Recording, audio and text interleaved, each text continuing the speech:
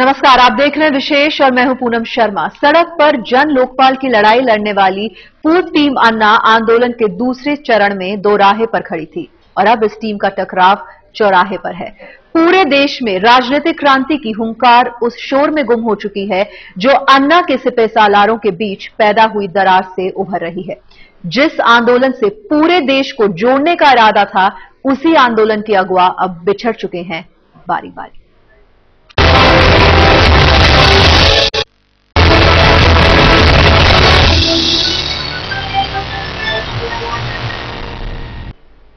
जब तक अन्ना हजारे आंदोलन के अगुवा थे, तब तक टीम अन्ना के सदस्यों के आपसी मतभेद भी उनकी ताकत के तौर पर देखे जाते थे। अब टीम को अन्ना ही भंग कर चुके हैं और बिखरी टीम के सिपह सालारों में हो चुका है आंदोलन का बंटवारा।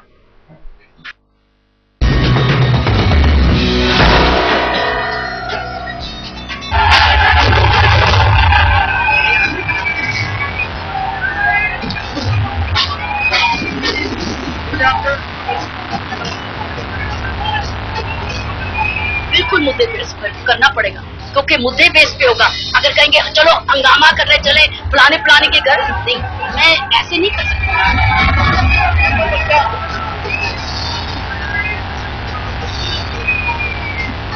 पूरी उम्मीद है वो वापस आएंगे, वो आएंगे जरूर। उनको भी समझ में आएगा कि बीजेपी के से वो नहीं है और हमारे बीच में कोई मतभेद नहीं है।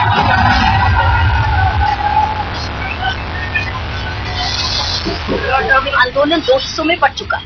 एक आंदोलन वो हिस्सा जिसमें अरविंद केजरीवाल शायद 2 अक्टूबर को पार्टी की घोषणा करेंगे, और दूसरा ये आंदोलन जो बिना पार्टी के इसके साथ जुड़ा हुआ है।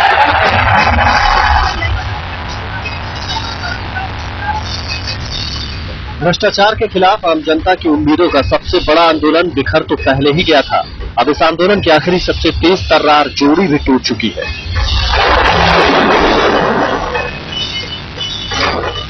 किरण बेदी ने भी किया केजरीवाल से किनारा, आंदोलन से जुड़ी हूं, हंगामे से नहीं।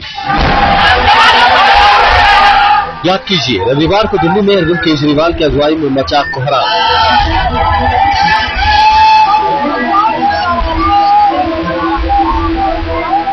केजरीवाल की टीम प्रधानमंत्री मनमोहन सिंह, कांग्रेस अध्यक्ष सोनिया गांधी और बीजेपी अध्यक्ष नितिन गडकरी का घेराव करने सड़क पर उतरी थी, लेकिन उससे पहले ही आंदोलन की दिशा पटरी से उतर चुकी थी। किरण बेदी आंदोलन से अलग हो चुकी थी, क्योंकि उन्हें कोयला घोटाले में बीजेपी अध्यक्ष नितिन गडकरी के घेराव का तुक समझ में नहीं आ रहा था। किरण बेदी से मतभेद की खबरों पर तब केजरीवाल की सफाई थी। मुझे पूरी उम्मीद है वो वापस आएंगे, वो आएंगे जरूर। उनको भी समझ में आएगा कि बीजेपी के से वो नहीं है और हमारे बीच में कोई मतभेद नहीं है। आप लोग जबरदस्ती मतभेद की बातें कर रहे हैं टीवी चैनल के ऊपर। कोई बातचीत हुई आपकी किरण बेदी? करेंगे, बातचीत कर लेंगे। वो हमारी है, हमारी रहेंगी वो। लेकिन आज तक से खास मुलाकात में किरण बेदी ने साफ कर दिया कि गलतफहमी केजरीवाल को है, जिसकी वजह से आंदोलन मुद्दे से भटक गया है। मेरा मुद्दे पर अगर ये पार्टी ये कह रही थी, तो फिर अगर मान लीजिए उसके खिलाफ भी एलिगेशंस हैं, कोई उसमें शक नहीं है। हम सब जानते हैं कर्नाटका में क्या हुआ, लेकिन सवाल उठता है कि आप चाहते क्या है? आप कानून चाहते हैं कि ये चाहते करेगा कौन? इसका मतलब कोई भी ना कर पाए, ना आप कर पाए, ना कानून आ पाए। मैं तो चाहती हूँ कानून आ पाए। अगर उसके लिए कोई किसी का सहयोग नहीं, अगर उसको नाराज नहीं करना, उसको दुश्मन नहीं बनाना, तो नुकसान क्या है? आप उस पर फोकस करें जिसके पास पावर है आपको कानून देने की। मैं फोकस लफ्ज यूज कर रही हूँ, उस पर फोकस करें, ना कि डाइल्यूट करें। केजरीवाल को भरोसा था कि किरण बेदी देर सवेर उनके आंदोलन से जुड़ जाएंगे, लेकिन किरण बेदी ने उनके आंदोलन के तौर तरीके पर ही सवाल खड़े कर दिए हैं। आगे आप इस आंदोलन में पार्टिसिपेट करेंगे किरण जी, या मुद्दों बेस पे करेंगे? बिल्कुल मुद्दे बेस पर करना पड़ेगा, क्योंकि मुद्दे बेस पे होगा। अगर कहेंगे चलो हंगामा करने चले फलाने के घर, नहीं, मैं ऐसे नहीं कर सकती। आफ्टर ऑल हर एक की अपनी अपनी सोच होती है, अपनी अपनी बिलीफ होता है। तो जब भी कुछ आंदोलन की नेक्स्ट मुद्दे, जरूरी नहीं है कि मुझे कोई बुलाए या ना बुलाए, मैं एक नागरिक के तौर पे भी इसमें हिस्सेदार हूँ। एक आम नागरिक की ये मूवमेंट है। हम दंगे खाने को तैयार हैं। हमारे हाथ में हमारा वोट है और इनको हम दिखा देंगे, उखाड़ के फेंक देंगे इन पार्टियों को। केजरीवाल अपने जिस आंदोलन के जरिए देश की जनता को जोड़ने का दम भर रहे थे, किरण बेदी कह रहे हैं कि आज की तारीख में वो आंदोलन ही बढ़ चुका है। क्या सही दिशा में जा रहा है आंदोलन? आपको लगता है कि कहीं फोकस गड़बड़ा है? आंदोलन दो हिस्सों में बंट चुका है। एक आंदोलन वो हिस्सा जिसमें अरविंद केजरीवाल शायद 2 अक्टूबर को पार्टी की घोषणा करेंगे, और दूसरा ये आंदोलन जो बिना पार्टी के इसके साथ जुड़ा हुआ था, उसको अभी कंसोलिडेट होना है। वो अभी सोच रहा है कि अब हमारा नेतृत्व कौन है, अब हमारे मुद्दे क्या हैं, अब हम कैसे मिलेंगे। वो बड़े सारे प्रश्न हो कि उनको जवाब नहीं मिल रहे हैं। ये सही बात है कि पार्टी की तो प्रेपरेटरी मीटिंग शुरू हो गई है, लेकिन जो आंदोलन है उसके लिए अभी भी कोई मैसेज नहीं है, कोई क्लैरिटी नहीं है। मैं समझती हूँ समय से उसकी क्लैरिटी आएगी। जब ये पार्टी की घोषणा कर लेंगे 2 अक्टूबर को, उसके बाद मूवमेंट कौन चलाएगा, अन्ना हजारे जी का क्या रोल होगा, अन्ना जी कब मूवमेंट का आवाज देंगे, मैं समझती हूँ ये अक्टूबर में इसकी क्लैरिटी आएगी। केजरीवाल राजनीतिक विकल्प देने की तैयारी कर रहे हैं। 2 अक्टूबर को उनकी पार्टी का ऐलान होने वाला है और किरण बेदी उससे पहले केजरीवाल के आंदोलन और उनकी संभावित पार्टी दोनों से किनारा करने का ऐलान कर चुकी है। मैं अन्ना हजारे जी के जो मूवमेंट की हिस्सेदारी रहूंगी, मैं मूवमेंट की ही हिस्सेदार रहूंगी। मैं किसी पॉलिटिकल पार्टी के पक्ष में नहीं हूं, मैं पॉलिटिकल नहीं हूं। चाहे वो अरविंद की पार्टी हो, चाहे वो बीजेपी हो, चाहे कांग्रेस हो, चाहे कोई और भी हो, मैं नॉन पॉलिटिकल व्यक्ति हूं। इसलिए मैं बिल्कुल साफ शब्दों में बात करती हूँ। अगर किसी पार्टी को वो पक्ष में जाता है तो इसका ये नहीं मतलब होता है कि मैं उस पार्टी की सदस्य बन गई या उस पार्टी ने मुझे कुछ देने के लिए प्रॉमिस कर दिया। इसे दरार कहें या फिर बिखराव, लेकिन अन्ना और उनके सिपह सालारों के रास्ते अलग नजर आ रहे हैं। अन्ना फिलहाल अपनी सेहत सुधारने और फिर देश के दौरे की तैयारी में है। किरण बेदी जन लोकपाल के लिए नए आंदोलन की संभावना तलाश रही है और केजरीवाल राजनीति की रफ्तीली राह पर क्रांति के नारे लगाने में व्यस्त है। आशीष महर्षि के साथ अशोक सिंघल, दिल्ली आज तक। किरण बेदी साफ कर चुकी हैं कि वो गैर राजनीतिक आंदोलन से ही जुड़ेंगी, केजरीवाल की पार्टी से नहीं। किरण बेदी ने तो काफी सोच विचार के बाद अपना रास्ता चुना है, लेकिन टीम अन्ना को सलाम नमस्ते कहने का सिलसिला तो उसी दिन शुरू हो चुका था जिस दिन राजनीतिक विकल्प के बारे में सोचने का ऐलान हुआ।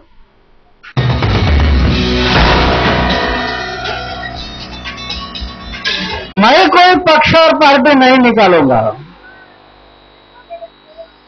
मैं इलेक्शन नहीं लड़ूंगा, लेकिन देश की जनता के लिए पर्याय देने के लिए मैं राजी हो गया, क्योंकि वीके सिंह साहब और इन जैसे ज्येष्ठ लोगों ने कल अपील किया और मुझे बड़ा वो अच्छा लगा कि ये सब वरिष्ठ लोग कह रहे, तो ये पर्याय देना पड़ेगा। ये टीम अन्ना के आखिरी आंदोलन का क्लाइमैक्स था, बिल्कुल हैरत अंगेज। वैसे इस आंदोलन का अंदाज और मिजाज तो पहले से ही बदला दिख रहा था। 25 जुलाई से शुरू हुए आंदोलन में अन्ना की जगह अरविंद केजरीवाल, मनीष सिसोदिया और गोपाल राय अनशन पर थे। भीड़ भी पहले से कम थी। अनशन के दौरान राजनेताओं के घर पर हो हल्ला मचाने का प्रयोग भी पहली बार हो रहा था, लेकिन किसी को नहीं पता था कि अप्रैल 2011 से जिस गैर राजनीतिक आंदोलन की शुरुआत हुई थी वो अब राजनीतिक प्लेटफॉर्म में तब्दील होने वाला है। यहां पे कोई हाईकमांड नहीं होगा कि एक हाईकमांड ने एक एयर कंडीशनड कमरे में बैठ के कैंडिडेट्स को सिलेक्ट कर लिया। जनता कैंडिडेट्स का सिलेक्शन करेगी। राजनीति में उतरने के ऐलान के साथ ही टीम अन्ना में मतभेद की खबरें आने लगी। आंदोलन से जुड़े कई बड़े नाम और चेहरे ऐसे थे जिन्होंने बिना देरी किए खुद को टीम अन्ना के सियासी एजेंडे से अलग कर लिया। We should first try to help some candidates whom the team thinks is honest and capable of inculcating some sensibility in the elected body. Such like efforts should have been made first before jumping into the fray that will also contest election. भ्रष्टाचार के मुद्दे पर general Lokpal का इसीलिए महत्व है और उसका हम समर्थन करते हैं, पर साथ साथ जो इसकी मांग कर रहे हैं कि भ्रष्टाचार विरोधी दिशा में कुछ व्यवस्था बदले, उसके साथ जो संवाद चाहिए, जो व्यवहार चाहिए, वो नहीं हो रहा है। हर आंदोलन ये महसूस कर रहा है, इसलिए शायद घोषणा की होगी। ये सवाल भी उठने लगा कि राजनीति से हमेशा दूर रहने की बात करने वाले अन्ना हजारे सियासी विकल्प देने की बात क्यों मान गए। अन्ना और उनकी टीम के बीच मतभेद की खबरों को हवा तब मिली जब अन्ना ने राजनीतिक विकल्प पर छिड़ी बहस के बीच ही टीम अन्ना को भंग करने का ऐलान किया। हालांकि अरविंद केजरीवाल का यही कहना था कि राजनीतिक विकल्प देने का फैसला अन्ना का ही है, लेकिन अन्ना कोई रूपरेखा बताते उससे पहले ही केजरीवाल ने 2 अक्टूबर को अपनी पार्टी बनाने का ऐलान कर दिया। यहाँ पे एयर कंडीशन्ड कमरे में बैठकर एक घोषणा पत्र और मैनिफेस्टो जारी नहीं होगा। हम किसानों के बीच में जाएंगे, सारे देश में घूमेंगे, किसानों से पूछेंगे आपकी क्या समस्याएं हैं और किसान घोषणा पत्र बनाएंगे कि किसानों की समस्या क्या है और उनके समाधान क्या है, किसान बताएंगे। पार्टी बनाने से पहले केजरीवाल का शक्ति प्रदर्शन हुआ तो अन्ना के ब्लॉग में इसका कोई जिक्र तक नहीं था। ये बात सबको खटक रही थी, लेकिन अब किरण बेदी की बातों से साफ है कि यह आंदोलन के बंटवारे से पैदा हुई खटपट है, जिसकी गूंज पूरे देश में सुनाई दे रही है। टीम अन्ना के बीच दरार उसी दिन पड़ गई जिस दिन हिसार उपचुनाव में कांग्रेस के खिलाफ प्रचार का फैसला हुआ था। इस आंदोलन से जुड़े 2 बड़े सामाजिक कार्यकर्ताओं ने ये कहकर खुद को टीम अन्ना से अलग कर लिया कि अब आंदोलन की आड़ में राजनीति होने लगी है।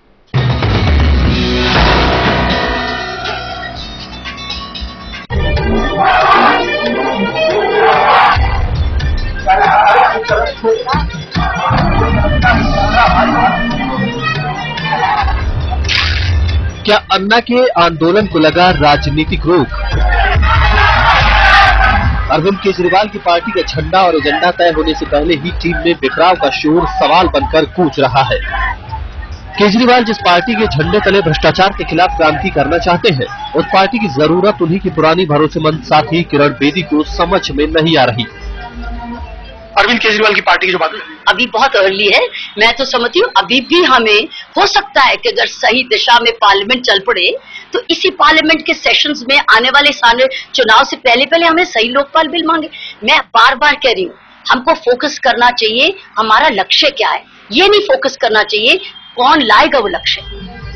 समाज सेवा के लिए मैग्सेसे अवार्ड से सम्मानित किरण बेदी अब जो सवाल उठा रही है वो सवाल तो मैग्सेसे विजेता राजेंद्र सिंह और टीवी राजगोपाल जैसे प्रतिष्ठित सामाजिक कार्यकर्ता पहले ही उठा चुके थे। इंडिया अगेंस्ट करप्शन से जुड़े इन दोनों दिग्गजों ने टीम अन्ना के सियासी मंसूबों पर सवाल उठाते हुए खुद को आंदोलन से तब अलग किया था जब अन्ना का आंदोलन चरम पर था। रामलीला मैदान में अन्ना की अगस्त क्रांति की कामयाबी के बाद जब टीम अन्ना ने हिसार लोकसभा उपचुनाव में कांग्रेस के खिलाफ प्रचार युद्ध छेड़ा, तब सबसे पहले राजेंद्र सिंह और पीवी राजगोपाल का ही माथा ठनका कि गैर राजनीतिक आंदोलन में ये राजनीतिक रंग क्यों। हम लोगों ने एक कोर टीम बनाई थी और वो कोर टीम ने कुछ सिद्धांत तय किए थे अपने लिए कि ये आंदोलन दलगत राजनीति से मुक्त रहेगा। कोई भी राजनीति से मुक्त नहीं हो सकता, बट दलगत राजनीति से मुक्त रहेगा। उस वक्त आंदोलन की कामयाबी के शोर में टीम अन्ना को इस सवाल की गंभीरता समझ में नहीं आई। बाद में जब पहले मुंबई और फिर जंतर मंतर में आंदोलन का रंग फीका पड़ा, तब किरण बेदी ने माना कि हिसार उपचुनाव में दखल देना टीम अन्ना की भूल थी। बीजेपी पॉलिटिक पावर में होती सेंटर में तो हम बीजेपी को टारगेट करते। ये हमारी सबकी आवाज रही है। हम हिसार वाली गलती दोबारा नहीं करना चाहते। जब हिसार में हम गए थे सभी ऐसी पार्टीज के खिलाफ, हमने रियलाइज किया था हमको ये गलती की हमने नहीं करना चाहिए था, तो हम उस गलती को क्यों दोहराएं? ये आखिरी सवाल में ये सवाल हिसार उपचुनाव के दौरान राजेंद्र सिंह और राजगोपाल की नाराजगी के वक्त भी उठा था कि आखिर टीम अन्ना में फैसला किसकी मर्जी से होता है। और अब राजनीतिक विकल्प के बवाल में भी यही सवाल गूंज रहा है कि अगर फैसला कोर कमेटी का था तो कोर कमेटी के ही सदस्य आखिर राजनीतिक विकल्प का हिस्सा बनने के बजाय टीम से अलग क्यों होते गए। दिल्ली में अशोक सिंघल के साथ आज तक ब्यूरो। टीम अन्ना में मतभेद की खबरें उतनी ही पुरानी हैं जितना जन लोकपाल के लिए अन्ना का आंदोलन। जब तक ये आंदोलन गैर राजनीतिक था तब तक मतभेद की चर्चाओं पर व्यक्तिगत विचार के तर्क की चादर डाली जाती रही, लेकिन अब टीम अन्ना भंग हो चुकी है और आंदोलन पर चढ़ चुका है राजनीतिक रंग। ऐसे में ये सवाल खुद ब खुद उभर आता है कि क्या आंदोलन का ये अंजाम पहले से तय था।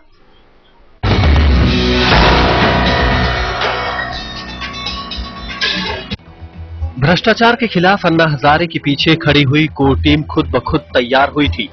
सबके सब बिना किसी स्वार्थ के जुड़े थे, लेकिन आंदोलन जैसे जैसे बड़ा होता गया टीम अन्ना छोटी होती चली गई।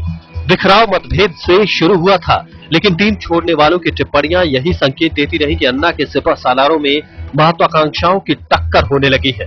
टीम अन्ना के भविष्य पर सबसे बड़ा सवाल तब उठा जब अन्ना हजारे के लिए ब्लॉग लिखने वाले पुणे के पत्रकार राजू पारुलेकर ने कोर कमेटी के अहम सदस्यों के इरादों पर गंभीर आरोप लगाए।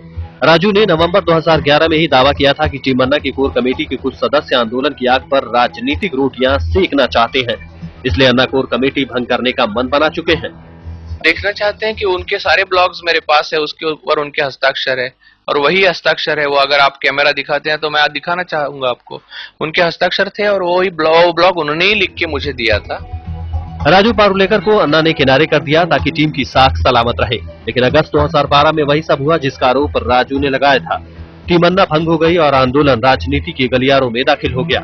टीम अन्ना के कोर कमेटी से एक और विवादास्पद विदाई हुई मुफ्ती शमून काजमी के रूप में। इंडिया अगेंस्ट करप्शन के पुराने सदस्य रहे काजमी पर आरोप लगा कि वो अंदर की बात मोबाइल फोन में रिकॉर्ड कर रहे थे और फिर बिना देरी किए मुफ्ती शमून काजमी की भी टीम अन्ना से छुट्टी हो गई।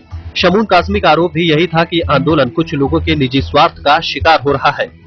अरविंद केजरीवाल को, मनीष सिसोदिया को जो ग्रुप बना रखा है इन्होंने, और ये लोग वाकई हम आज तक ये कहते रहे कि ये किन ताकतों की कौन सी ताकतें इनके पीछे हैं। अन्ना का भी ब्लैकमेल कर रहा है, छोड़िए। टीम में बिखराव की वजह चाहे जो रही हो, अब इतना साफ हो चुका है कि अगस्त 2011 के रामलीला आंदोलन के बाद दरार इतनी गहरी होती गई कि टीम अन्ना अब सिर्फ टीम केजरीवाल बनकर रह गई है। आज तक ब्यूरो। जन लोकपाल आंदोलन सामाजिक कार्य का दम पर शुरू हुआ था, जिसे ताकत मिली योग और अध्यात्म की दो बड़ी हस्तियों के समर्थन से। लेकिन आंदोलन के पहले चरण में ही स्वामी रामदेव टीम अन्ना से दूर हुए और आर पार की लड़ाई का ऐलान हुआ तो श्री रविशंकर ने भी कह दिया कि राजनीति से उनका कोई वास्ता नहीं।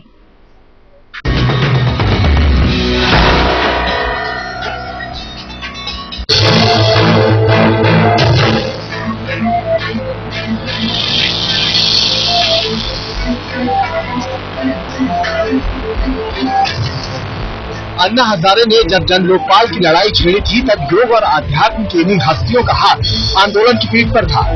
योग गुरु स्वामी रामदेव और आर्ट ऑफ लिविंग के संस्थापक श्री रविशंकर की अन्ना के मंच पर मौजूदगी लोगों में ये उम्मीद जगाने के लिए काफी थी कि भ्रष्टाचार के खिलाफ इस जंग में जीत जरूर मिलेगी।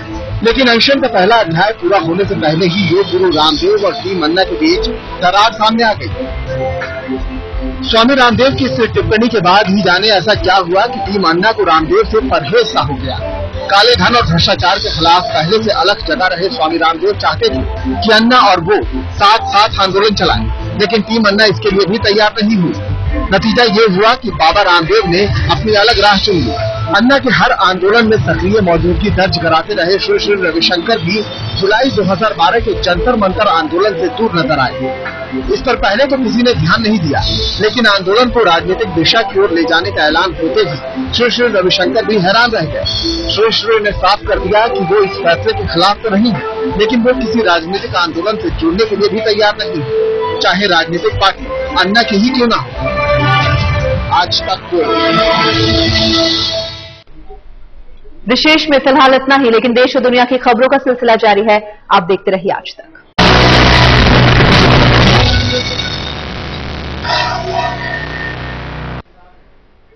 नमस्कार, आप देख रहे हैं विशेष और मैं हूं पूनम शर्मा। सड़क पर जन लोकपाल की लड़ाई लड़ने वाली पूर्व टीम अन्ना आंदोलन के दूसरे चरण में दोराहे पर खड़ी थी और अब इस टीम का टकराव चौराहे पर है।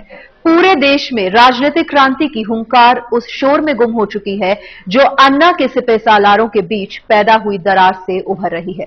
जिस आंदोलन से पूरे देश को जोड़ने का इरादा था, उसी आंदोलन के अगुवा अब बिछड़ चुके हैं बारी बारी।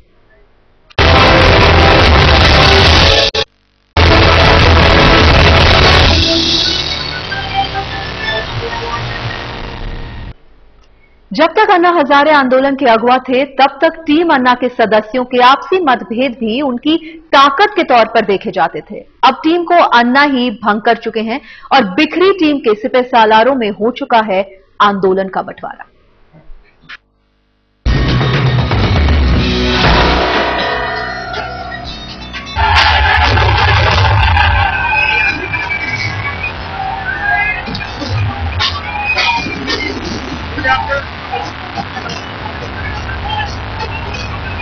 बिल्कुल मुद्दे बेस पर करना पड़ेगा, क्योंकि मुद्दे बेस पे होगा।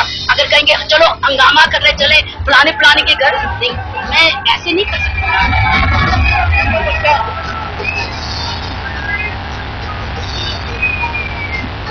पूरी उम्मीदें वो वापस आएंगी। वो आएंगी जरूर, उनको भी समझ में आएगा कि बीजेपी के से वो नहीं है और हमारे बीच में कोई मतभेद नहीं है।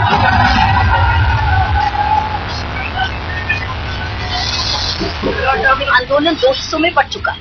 एक आंदोलन वो हिस्सा जिसमें अरविंद केजरीवाल शायद 2 अक्टूबर को पार्टी की घोषणा करेंगे, और दूसरा ये आंदोलन जो बिना पार्टी के इसके साथ जुड़ा हुआ है।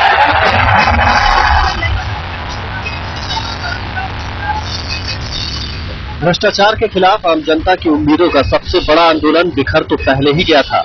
अब इस आंदोलन की आखिरी सबसे तेज तर्रार जोड़ी भी टूट चुकी है।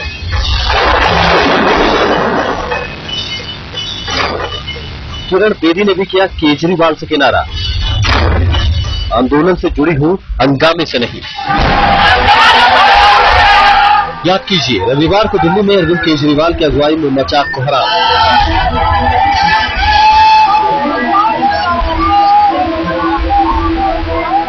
केजरीवाल की टीम प्रधानमंत्री मनमोहन सिंह, कांग्रेस अध्यक्ष सोनिया गांधी और बीजेपी अध्यक्ष नितिन गडकरी का घेराव करने सड़क पर उतरी थी, लेकिन उससे पहले ही आंदोलन की दिशा पटरी से उतर चुकी थी।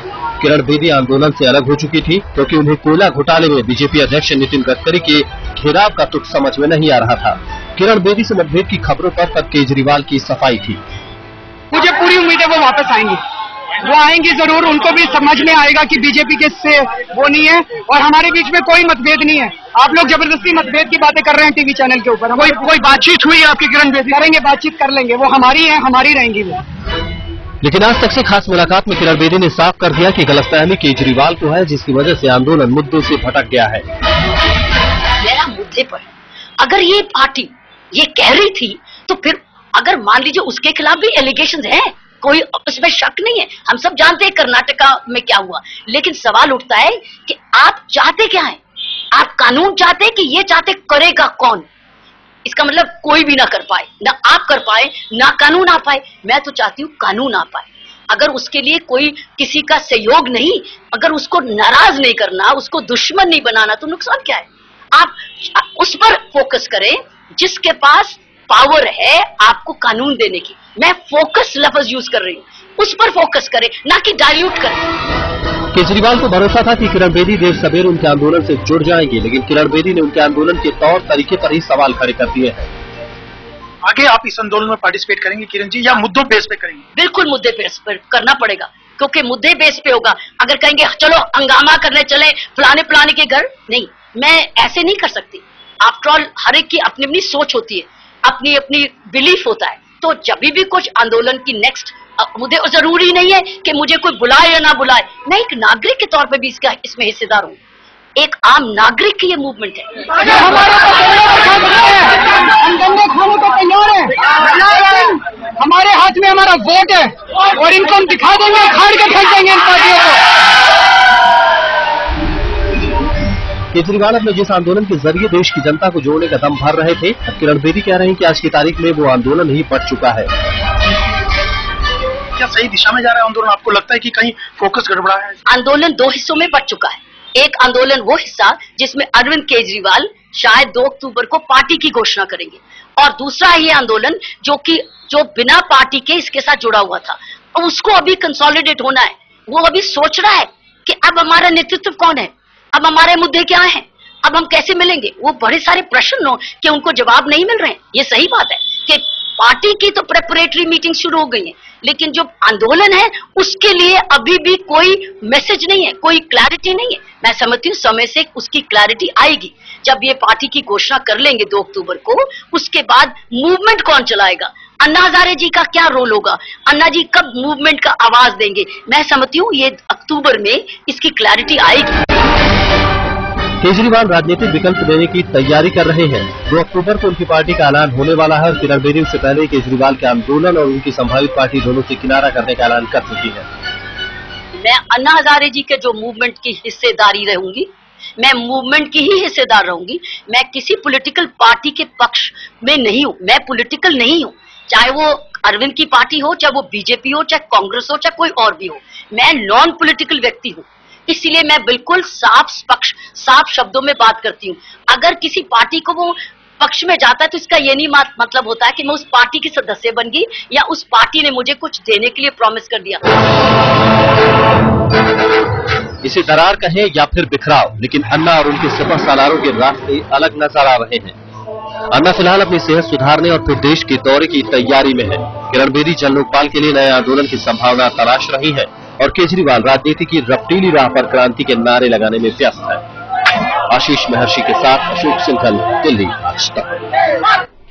किरण बेदी साफ कर चुकी हैं कि वो गैर राजनीतिक आंदोलन से ही जुड़ेंगी, केजरीवाल की पार्टी से नहीं। किरण बेदी ने तो काफी सोच विचार के बाद अपना रास्ता चुना है, लेकिन टीम अन्ना को सलाम नमस्ते कहने का सिलसिला तो उसी दिन शुरू हो चुका था जिस दिन राजनीतिक विकल्प के बारे में सोचने का ऐलान हुआ।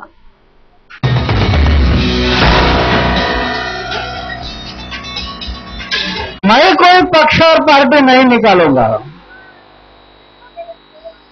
मैं इलेक्शन नहीं लड़ूंगा, लेकिन देश की जनता के लिए पर्याय देने के लिए मैं राजी हो गया, क्योंकि वीके सिंह साहब और इन जैसे ज्येष्ठ लोगों ने कल अपील किया और मुझे बड़ा अच्छा लगा कि ये सब वरिष्ठ लोग कह रहे तो ये पर्याय देना पड़ेगा।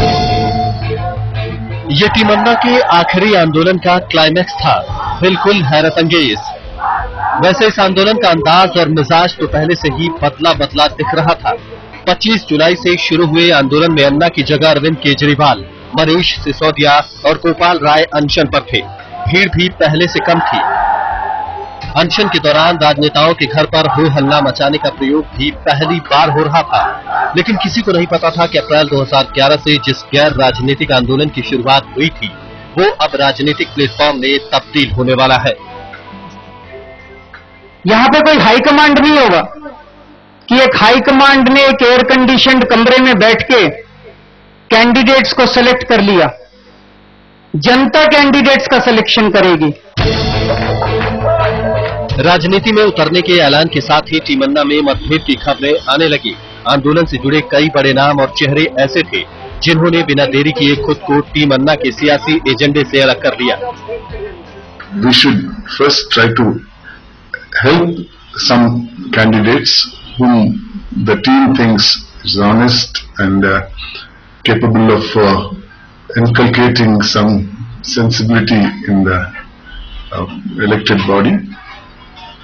Such like efforts should have been made first before jumping into the fray that will also contest election.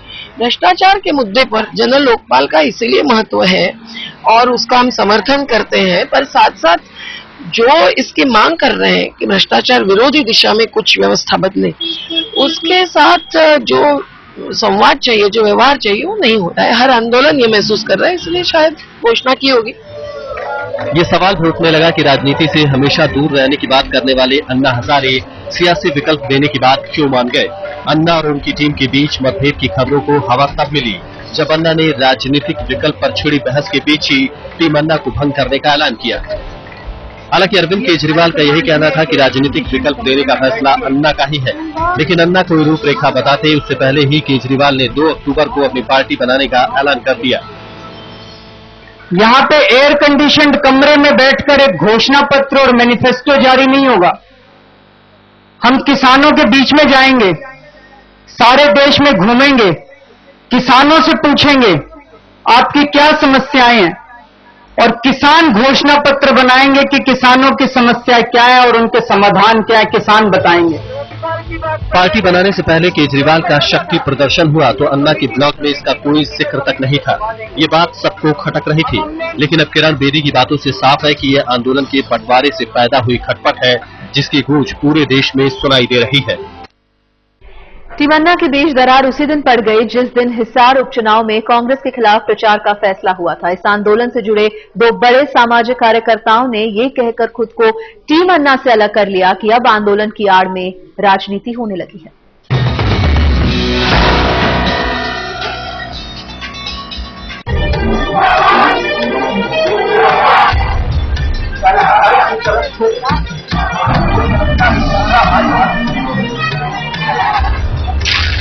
क्या अन्ना के आंदोलन को लगा राजनीतिक रोक? अरविंद केजरीवाल की पार्टी का झंडा और एजेंडा तय होने से पहले ही टीम में बिखराव का शोर सवाल बनकर गूंज रहा है। केजरीवाल जिस पार्टी के झंडे तले भ्रष्टाचार के खिलाफ क्रांति करना चाहते हैं, उस पार्टी की जरूरत उन्हीं की पुरानी भरोसेमंद साथी किरण बेदी को समझ में नहीं आ रही। अरविंद केजरीवाल की पार्टी की जो बात है अभी बहुत अर्ली है। मैं तो समझती हूँ अभी भी हमें हो सकता है कि अगर सही दिशा में पार्लियामेंट चल पड़े तो इसी पार्लियामेंट के सेशंस में आने वाले सारे चुनाव से पहले हमें सही लोकपाल बिल मांगे। मैं बार बार कह रही हूँ, हमको फोकस करना चाहिए हमारा लक्ष्य क्या है, ये नहीं फोकस करना चाहिए कौन लाएगा वो लक्ष्य। समाज सेवा के लिए मैग्सेसे अवार्ड से सम्मानित किरण बेदी अब जो सवाल उठा रही है, वो सवाल तो मैग्सेसे विजेता राजेंद्र सिंह और पीवी राजगोपाल जैसे प्रतिष्ठित सामाजिक कार्यकर्ता पहले ही उठा चुके थे। इंडिया अगेंस्ट करप्शन से जुड़े इन दोनों दिग्गजों ने टीमन्ना के सियासी मंसूबों पर सवाल उठाते हुए खुद को आंदोलन से तब अलग किया था जब अन्ना का आंदोलन चरम पर था। रामलीला मैदान में अन्ना की अगस्त क्रांति की कामयाबी के बाद जब टीम अन्ना ने हिसार लोकसभा उपचुनाव में कांग्रेस के खिलाफ प्रचार युद्ध छेड़ा, तब सबसे पहले राजेंद्र सिंह और पीवी राजगोपाल का ही माथा ठनका कि गैर राजनीतिक आंदोलन में ये राजनीतिक रंग क्यों। हम लोगों ने एक कोर टीम बनाई थी और वो कोर टीम ने कुछ सिद्धांत तय किए थे अपने लिए कि ये आंदोलन दलगत राजनीति से मुक्त रहेगा। कोई भी राजनीति से मुक्त नहीं हो सकता, बट दलगत राजनीति से मुक्त रहेगा। उस वक्त आंदोलन की कामयाबी के शोर में टीमन्ना को इस सवाल की गंभीरता समझ में नहीं आई। बाद में जब पहले मुंबई और फिर जंतर मंतर में आंदोलन का रंग फीका पड़ा, तब किरण बेदी ने माना कि हिसार उपचुनाव में दखल देना टीम अन्ना की भूल थी। बीजेपी पॉलिटिक पावर में होती सेंटर में तो हम बीजेपी को टारगेट करते। ये हमारी सबकी आवाज रही है। हम हिसार वाली गलती दोबारा नहीं करना चाहते। जब हिसार में हम गए थे सभी ऐसी पार्टीज के खिलाफ, हमने रियलाइज किया था हम कोई गलती की हमने नहीं करना चाहिए था, तो हम उस गलती को क्यों दोहराएं? ये आखिरी सवाल ये सवाल हिसार उपचुनाव के दौरान राजेंद्र सिंह और राजगोपाल की नाराजगी के वक्त भी उठा था कि आखिर टीमन्ना में फैसला किसकी मर्जी से होता है। और अब राजनीतिक विकल्प के बवाल में भी यही सवाल गूंज रहा है कि अगर फैसला कोर कमेटी का था तो कोर कमेटी के ही सदस्य आखिर राजनीतिक विकल्प का हिस्सा बनने के बजाय टीम से अलग क्यों होते गए। दिल्ली में अशोक सिंघल के साथ आज तक ब्यूरो। टीम अन्ना में मतभेद की खबरें उतनी ही पुरानी हैं जितना जन लोकपाल के लिए अन्ना का आंदोलन। जब तक ये आंदोलन गैर राजनीतिक था, तब तक मतभेद की चर्चाओं पर व्यक्तिगत विचार के तर्क की चादर डाली जाती रही। लेकिन अब टीम अन्ना भंग हो चुकी है और आंदोलन पर चढ़ चुका है राजनीतिक रंग। ऐसे में ये सवाल खुद ब खुद उभर आता है कि क्या आंदोलन का ये अंजाम पहले से तय था?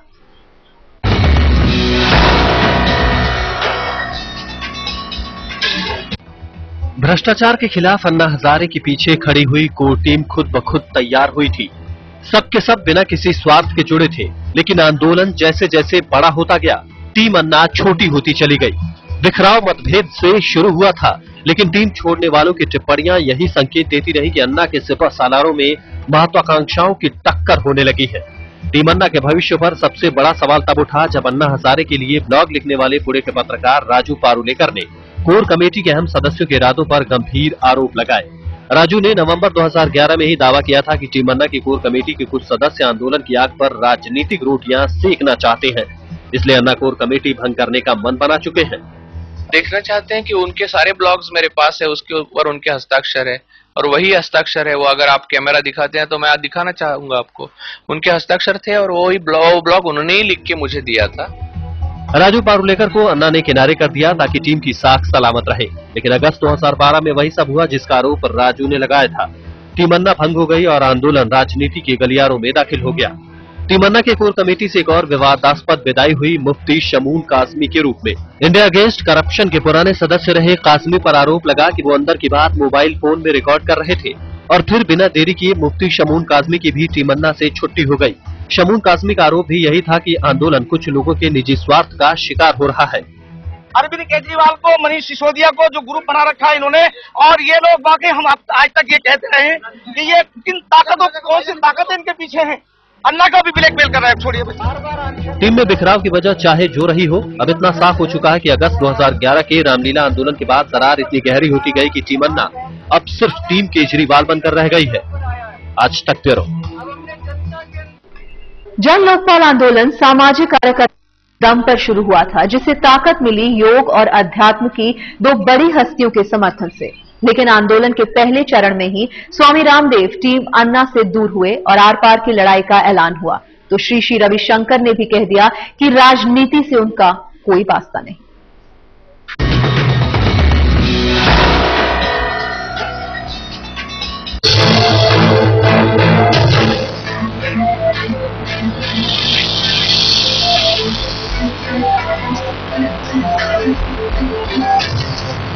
अन्ना हजारे ने जब जन लोकपाल की लड़ाई छेड़ी थी तब योग और आध्यात्म की इन्हीं हस्तियों का हाथ आंदोलन की पीठ पर था।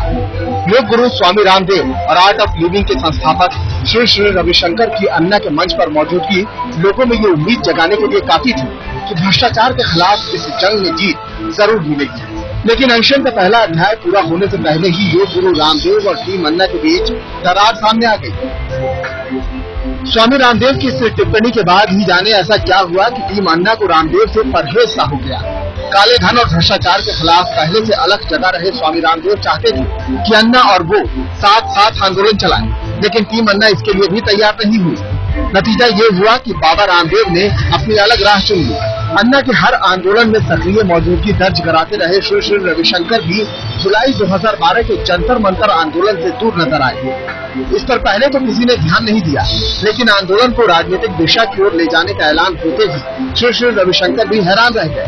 श्री श्री ने साफ कर दिया कि वो इस फैसले के खिलाफ तो नहीं है, लेकिन वो किसी राजनीतिक आंदोलन से जुड़ने के लिए भी तैयार नहीं है, चाहे राजनीतिक पार्टी अन्ना की ही क्यों न हो। आज तक विशेष में फिलहाल इतना ही, लेकिन देश और दुनिया की खबरों का सिलसिला जारी है। आप देखते रहिए आज तक।